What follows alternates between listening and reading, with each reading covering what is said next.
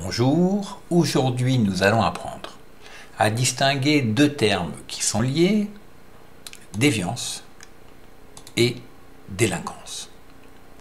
Tout d'abord, la déviance. Il s'agit d'une attitude qui s'écarte des normes, c'est-à-dire des règles sociales de la société en vigueur. On peut les transgresser, voire même ouvertement les contester.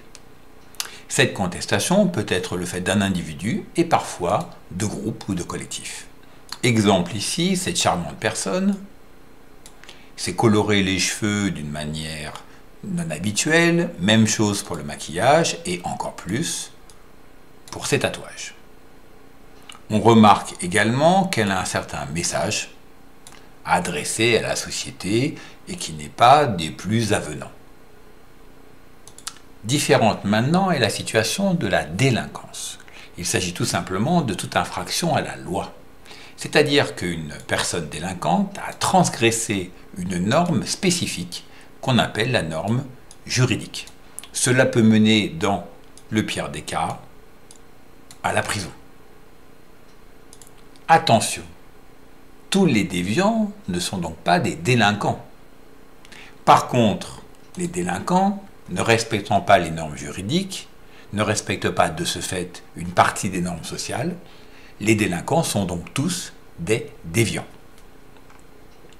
Phénomène très intéressant que les sociologues ont étudié et qui s'appelle la stigmatisation, nous permet de compléter notre analyse. Il s'agit tout simplement d'une action ou d'une parole qui transforme une caractéristique, par exemple s'habiller d'une certaine manière, un comportement ou un handicap d'une personne ou d'un groupe, en une marque négative, c'est-à-dire d'infériorité.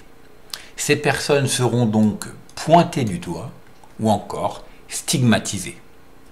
Ceci a des conséquences très importantes. Pourquoi ? Eh bien parce qu'il suffit parfois qu'une personne agisse à un moment donné de manière déviante, même dans un cas qui ne serait pas du tout grave, et se voir accoler ce qu'on appelle en sociologie une étiquette de déviant, un peu comme un vêtement dans un magasin. Elle sera identifiée, pointée du doigt comme déviante. Elle aura donc une image très négative. Elle sera mise à l'écart par le groupe, ce qui pourra provoquer chez elle de la colère et donc l'encourager ensuite à recommettre des actes déviants.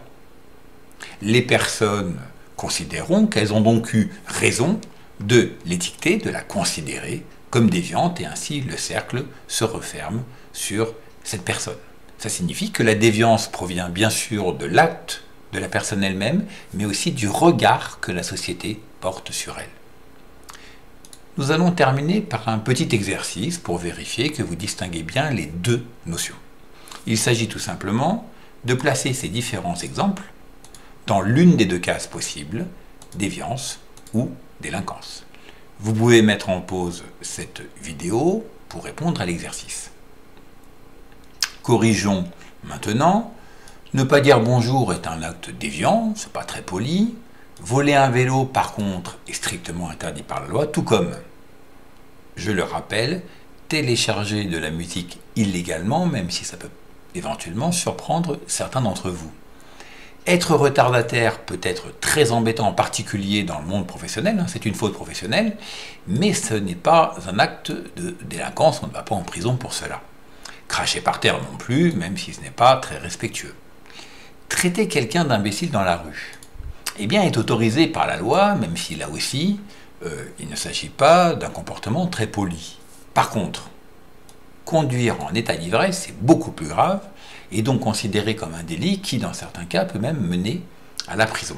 Enfin, je rappelle qu'insulter un professeur dans la classe, c'est s'en prendre à un agent détenteur de l'autorité publique, c'est donc là aussi interdit par la loi, et l'amende peut aller jusqu'à 12 000 €.